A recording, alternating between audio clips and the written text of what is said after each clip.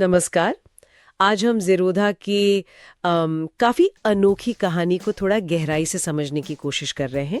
एक लेख है ज़ीरोधा, शून्य विज्ञापन अरबों का लाभ। उसी के कुछ हिस्सों पर बात करेंगे। हाँ, नमस्कार। हमारा मकसद ये समझना है कि भाई ये कंपनी आखिर कैसे, मतलब विज्ञापन पर एक पैसा भी खर्च किए बिना भारत की सबसे कामयाब, सबसे मुनाफा कमाने वाली स्टॉक ट्रेडिंग फर्म्स में से एक बन गई। ये कहानी वाकई दिलचस्प है। शुरू होती है 2010 में। दो भाई नितिन और निखिल कामत, हाँ, उन्होंने ज़ीरोधा शुरू किया एक सीधे साधे विचार के साथ कि हर भारतीय के लिए स्टॉक ट्रेडिंग को सस्ता और आसान बनाना है। उस वक्त माहौल बिल्कुल अलग था, है ना? ज्यादातर ब्रोकर तो हर ट्रेड पर, मतलब खरीदने बेचने पर काफी पैसे लेते थे। कहीं 100 रुपए, कहीं 200, 300 रुपए तक भी। बिल्कुल। और ऐसे में ज़ीरोधा आया और कहा डिलीवरी ट्रेड्स पर, यानी शेयर खरीद कर रखने पर कोई ब्रोकरेज नहीं, जीरो। ये तो मतलब उस जमाने के हिसाब से क्रांति जैसा था। हाँ, बहुत बड़ी बात थी। और उससे भी ज्यादा अनोखी बात उनकी मार्केटिंग की सोच थी। कोई बड़ा बजट नहीं, कोई सेलिब्रिटी नहीं। तो फिर कैसे भरोसा बनाया? उन्होंने पूरी तरह से पारदर्शिता पर जोर दिया।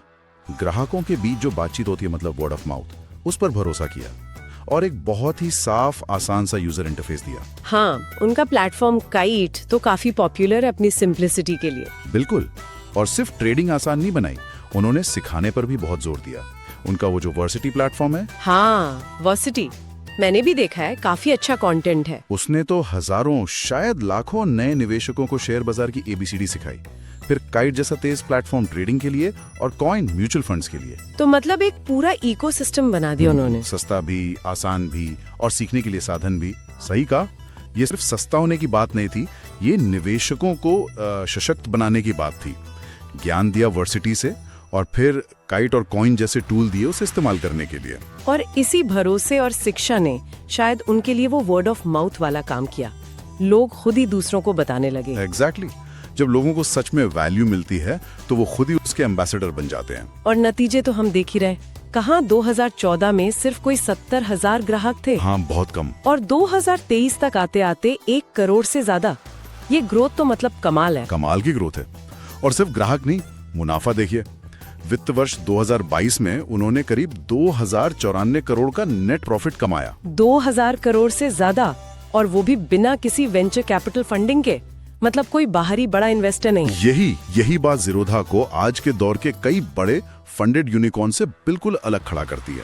कई तो इतना पैसा लेकर भी मुनाफे में नहीं आ पाते। सही। ज़ीरोधा ने ये दिखाया कि एक टिकाऊ, प्रॉफिटेबल बिजनेस बनाने के लिए हमेशा बाहर से करोड़ों अरबों के फंड की जरूरत नहीं होती। बिल्कुल।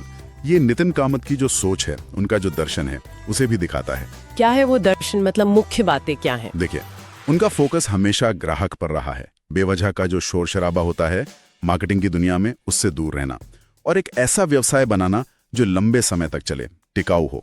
उनका मानना है कि अगर आपका प्रोडक्ट दमदार है और आप ग्राहक के साथ ईमानदार हैं, तो आपको चीख कर बेचने की जरूरत नहीं। हाँ, और ये सिर्फ कहने की बातें नहीं है।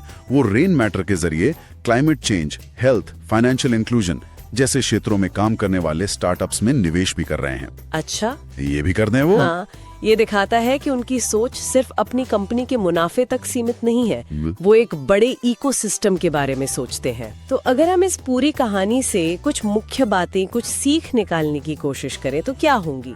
मेरे ख्याल से तो पहली बात यही कि आज के जमाने में भी विश्वास और प्रोडक्ट की क्वालिटी सबसे ऊपर है। मैं पूरी तरह सहमत हूँ।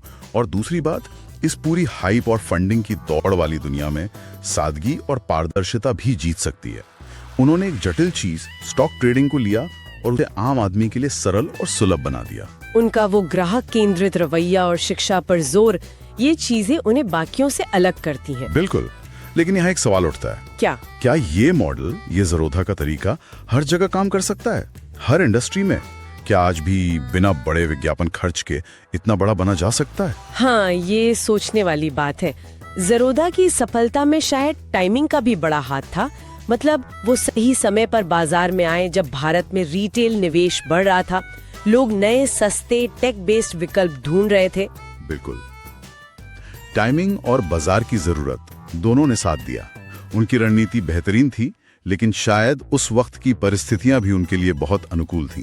तो रणनीति और समय दोनों का मेल था। हाँ, कह सकते हैं। प्रोडक्ट में दम, शिक्षा पर जोर, जीरो ब्रोकरेज, इन सब ने मिलकर उन्हें एक मजबूत शुरुआत दी। पर सवाल वही रहता है, क्या आज जब कंपटीशन और ज्यादा है, कोई दूसरी कंपनी ठीक इसी रास्ते पर चलकर इतनी ही बड़ी सफलता पा सकती है? और शायद यही सवाल हमें आज सोचना चाहिए। क्या ज़ेरोदा का ये नुस्खा कि भाई प्रचार से बचो, प्रोडक्ट और ग्राहक पर पूरा ध्यान दो, क्या ये एक यूनिवर्सल सिद्धांत है जिसे कहीं भी किसी भी दौर में दोहराया जा सकता है, या ये उस खास समय और भारतीय ब्रोकरेज बाजार की खास परिस्थितियों का ही एक नतीजा था? इस पर जरूर सोचना चाहिए।